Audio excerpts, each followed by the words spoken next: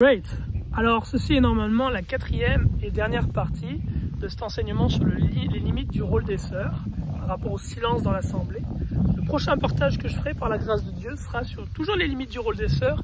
On parlera cette fois-ci du voile de nos sœurs et de ce qu'enseigne l'Écriture par rapport au voile. Ceci étant dit, on va tout d'abord finir avec ce partage sur le silence des sœurs dans l'assemblée.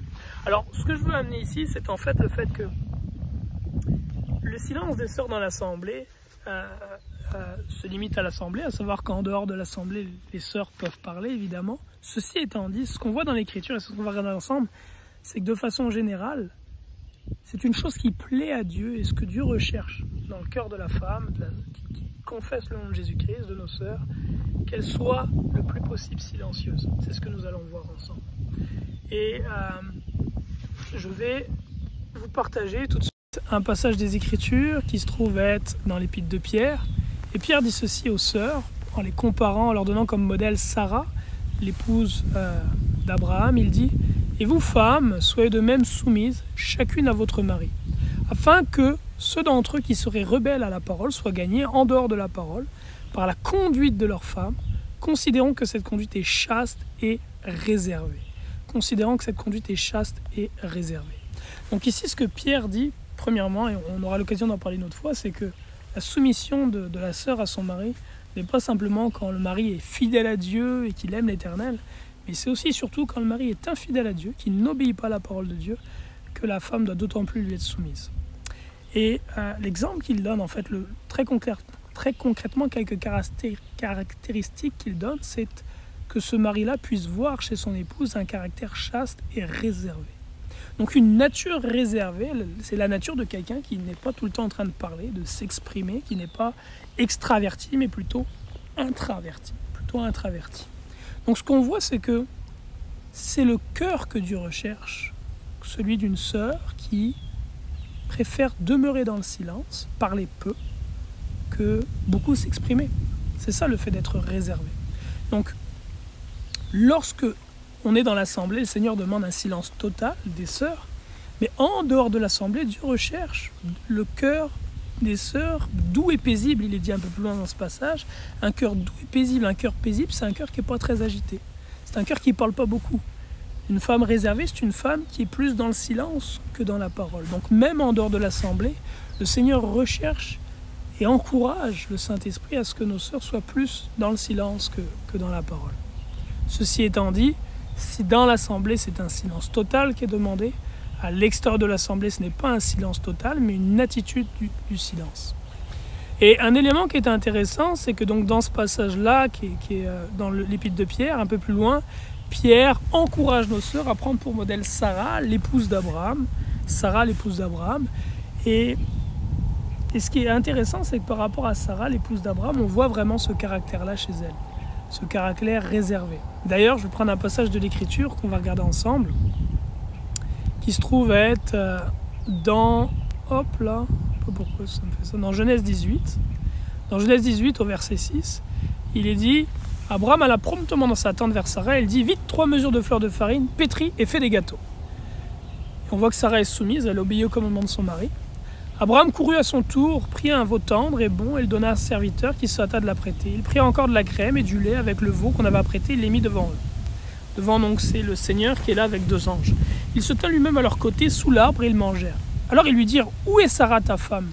Il répondit « Elle est là dans la tente. » L'un d'entre eux dit « Je reviendrai vers toi à cette même époque et voici Sarah ta femme aura un fils. » Sarah se tenait à l'entrée de la tente qui était derrière lui, elle écoutait à l'entrée de la tente. Qu'est-ce qui était intéressant dans ce passage? Dans ce passage, Abraham manifeste de l'hospitalité vis-à-vis d'étrangers qu'il croit. Ces étrangers, ces 3 hommes, se trouvent à être le Seigneur accompagné de 2 anges, de ce que je comprends. Et ce qu'on voit, c'est que Abraham s'assoit avec ces hommes-là. Est-ce que son épouse vient et s'assoit avec eux pour faire la jazette? Non. Elle se tient en retrait et dans le silence. Alors ce n'est pas qu'elle est totalement étrangère à ce qu'elle se passe, elle écoute ce qui est en train de se passer, mais elle se tient dans le retrait et en silence. Quelle honte aujourd'hui de voir dans certaines maisons qu'on peut visiter une épouse qui va être là sans cesse en train de parler et puis son mari qui se tient dans le silence. Ou son mari veut parler et puis sa femme lui coupe la parole. J'ai même vu pire que ça, j'ai vu du grand n'importe quoi, un frère qui va parler, et puis son épouse qui lui dit « Tais-toi, je suis en train de parler ». Ça n'a aucun espèce de bon sens. Aucun espèce de bon sens. Le Seigneur dit dans l'Écriture que la femme doit demeurer dans le silence dans l'assemblée, et puis vous voyez dans l'assemblée des femmes qui reprennent leur mari devant tout le monde. Donc on passe vraiment à un autre extrême qui déshonore totalement Dieu. La femme déshonore son mari devant tous en tout cas.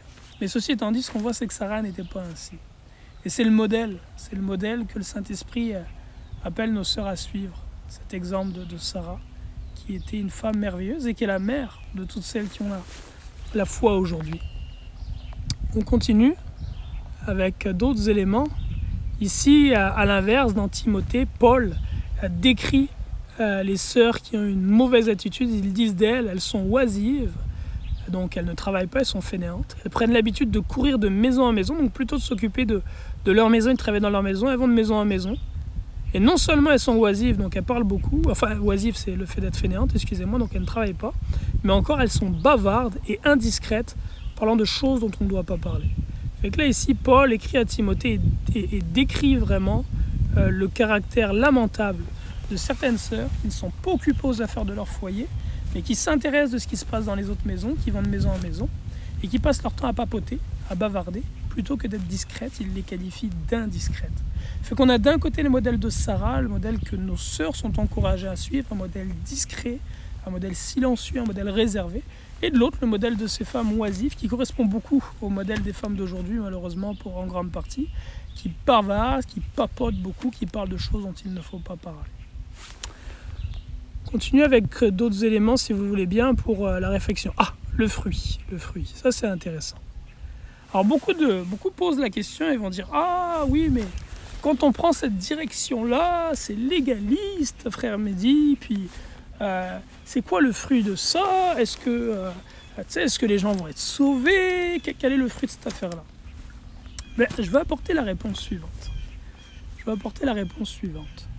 C'est que ce que le Seigneur nous demande, c'est l'obéissance. Ce que Dieu nous demande, c'est l'obéissance. Et je vais prendre deux éléments que j'aimerais comparer, Noé et Saul. Noé a prêché pendant près de 120 ans, dit l'Écriture. Combien de personnes a-t-il sauvé par sa prédication? 8. Lui, son épouse, ses 3 fils et leurs épouses. Et si on parle de fruits et puis de réussite dans le ministère, Noé aurait probablement pas la meilleure note si on le notait par rapport au nombre de personnes qu'il a réussi à gagner. Mais ce que Noé a démontré, c'est de l'obéissance par rapport au commandement qu'il a reçu. Il n'a pas fait de compromis. Ce que le Seigneur recherche, mes frères et sœurs, ce n'est pas la quantité, c'est la qualité. Et cette qualité-là, Dieu, il l'évalue par l'obéissance que nous avons à sa parole. L'amour que nous manifestons les uns pour les autres, qui est l'obéissance à sa parole. Car l'amour de Dieu, dit l'Écriture, c'est d'observer ses commandements. À l'inverse, on peut prendre l'exemple de Saul. Saul est revenu de la guerre avec plein de fruits. Il avait des moutons gras, des veaux gras. Il a même ramené avec lui un roi, le roi Agag. Et pourtant, qu'est-ce que Dieu lui avait demandé? Dieu lui avait demandé de tout dévouer par interdit. Et lorsque Samuel est allé vers Saul, voilà ce que Samuel a dit à Saul. L'Éternel trouve-t-il du plaisir dans les holocaustes et les sacrifices comme dans l'obéissance à la voix de l'Éternel? Voici, l'obéissance vaut mieux que les sacrifices et l'observation de sa parole vaut mieux que la graisse des béliers. Car la désobéissance est aussi coupable que la divination et la résistance ne l'est pas moins que l'idolâtrie et les théraphim. Puisque tu as rejeté la parole de l'Éternel, il te rejette toi aussi comme roi. Il te rejette toi aussi comme roi. Donc le point est le suivant, mes frères et sœurs, c'est que ce que Dieu demande tout d'abord, c'est l'obéissance. Et si le fait d'obéir à ce commandement, ça fait en sorte que la plupart quittent l'assemblée et que tu te retrouves seul, ou que toi, tu dois quitter et te retrouver seul, gloire à Dieu. Dieu ne regarde pas la quantité, il regarde la qualité et l'obéissance.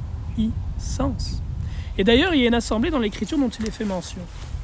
Une assemblée dans laquelle il y avait l'amour, la foi, la patience, la douceur, des dernières œuvres plus nombreuses que les premières. Donc une assemblée où les fruits étaient vraiment abondants. Mais cette assemblée négligeait d'obéir à Dieu sur le commandement que nous venons de voir, qui est le silence des sœurs de l'assemblée. Et on va voir quelle est l'opinion du Seigneur Jésus-Christ à leur effet. Je Je sais parfaitement, dit-il à l'église de Thyatire, notre Seigneur Jésus-Christ, tout ce que tu as fait. Je connais ton amour, ta foi, ta fidélité, ta serviabilité, ta constance dans l'épreuve. Je sais aussi que tes œuvres vont sans cesse en se multipliant. Tes activités récentes surpassent celles du début. Parlons d'une église, donc, d'une assemblée qui a des fruits en abondance. Thyatire a l'air parfaite quand on regarde ce premier verset. Voilà ce qu'il dit. Pourtant, j'ai un griffe contre toi. Tu laisses faire cette femme, cette vraie Jézabel qui se dit prophétesse. Son enseignement égare mes serviteurs en les incitant à adorer les idoles, à manger des viandes sacrifiées qui leur sont sacrifiées. Je lui ai laissé le temps de changer de conduite, mais elle ne semble pas disposée à renoncer à ses désordres. Elle refuse de se convertir. Cette fois, c'est moi qui va l'acheter dans un lit, mais un lit de maladie. Et je ferai passer par de terribles épreuves tous ses complices d'adultère. S'ils ne répudient pas les agissements de cette femme, je livrerai ses enfants à la mort. Ainsi, toutes les églises reconnaîtront que je connais les pensées et les désirs les plus secrets des hommes. Je donnerai à chacun de vous le salaire que méritent ses œuvres. Alors ici, cette assemblée qui portait de nombreux fruits, et pas les moindres, l'amour, la foi, la douceur, la patience et les dernières œuvres plus nombreux que les premières. Cette assemblée, Thyatire, est rejetée par le Seigneur Jésus-Christ parce qu'elle a négligé d'obéir à son commandement lorsqu'il disait que les sœurs dans l'assemblée gardent le silence, a laissé cette femme-là enseigner dans l'assemblée et égarer les serviteurs. Alors ce dont il est question ici, c'est que cette sœur guide les serviteurs à manger des viandes sacrifiées aux idoles et à pratiquer la fornication. Je veux apporter ceci, puis je ne rentrerai pas dans le détail ici. C'est une image qui est donnée, puisque plus loin il est dit que les frères commettent l'adultère avec elle et que Dieu fera périr ses enfants. Donc ce sont tous des termes qui sont spirituels. À savoir que l'adultère dans lequel il est mentionné ici, c'est la désobéissance à Dieu qui est un adultère. La fornication dont il est question ici, c'est la fornication spirituelle. Les viandes sacrifiées aux idoles dont il est question ici, ce sont les mauvaises doctrines. Donc cette femme fait rentrer des mauvaises doctrines, fait rentrer de l'idolâtrie, qui est l'adultère, et toutes sortes de choses ainsi. Et Dieu en a contre cette église, parce que cette église désobéit à sa parole en laissant cette femme enseigner. Vous voyez, mes frères et sœurs,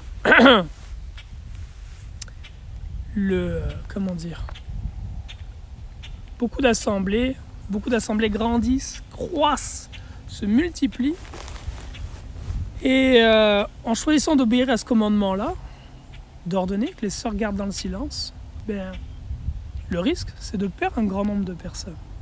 Mais quel intérêt d'avoir beaucoup de personnes, de baptiser un grand nombre de personnes, de prier pour les malades, les voir être guéris, de faire toutes ces choses-là si tu es dans la désobéissance.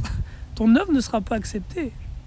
On pourrait choisir de la même façon, comme le font beaucoup d'églises, et c'est l'image que je viens de mettre, de dire que Dieu est amour et que les homosexuels sont les bienvenus, et qu'aujourd'hui, dans le XXIe siècle, Dieu accueille les homosexuels, il est certain qu'on va avoir une assemblée qui est remplie.